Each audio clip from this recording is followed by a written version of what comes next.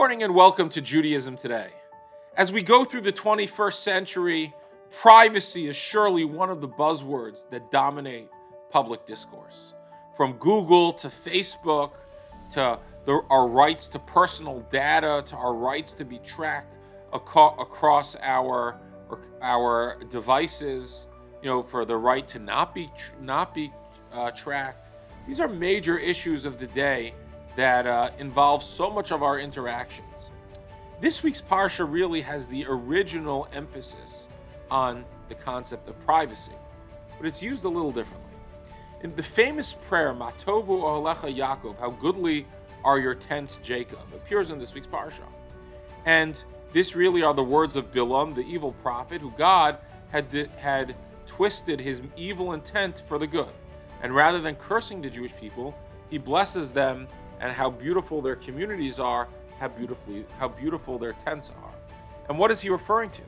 Rashi comments he's referring to the fact that the Jewish people's tents, as they encamped in the desert, weren't aligned directly one in front of the other, such that the doors of one tent weren't in front of the door of the other tent, such that you couldn't see from one tent into the next.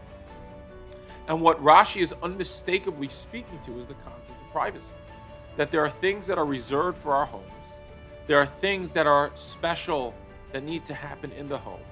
And that by preserving the dignity and privacy in our homes, we elevate our everyday lives. And this is an important idea. In life, so much of life is public today, right? You have so many pictures, people post pictures on Facebook, they share things with the world. Sometimes you hear people talking about things that should be private in conversation, but they're sharing it with others. And really, there's an incredibly important Torah ethic of privacy. Privacy that the intimate conversations we have with spouses, the things we do with our children, our kids, the environment we have in our home is supposed to be spiritual and rarefied. And to the extent that we expose it to the public, sometimes it pulls at that. We have to recognize that preserving the privacy of our homes and families is of critical importance. It speaks to the essential Jewish idea of tzniut, which is that there are certain things that are meant to be stay at home. There's a certain atmosphere and avirah that we're supposed to cultivate in our homes that leads to sanctity. Let's make sure that the things that are supposed to be at home stay at home, and the things that are supposed to be in public remain in public. But we ensure the dignity and tznius that they're meant to have. Have a great day. I hope you enjoyed that episode of Judaism Today.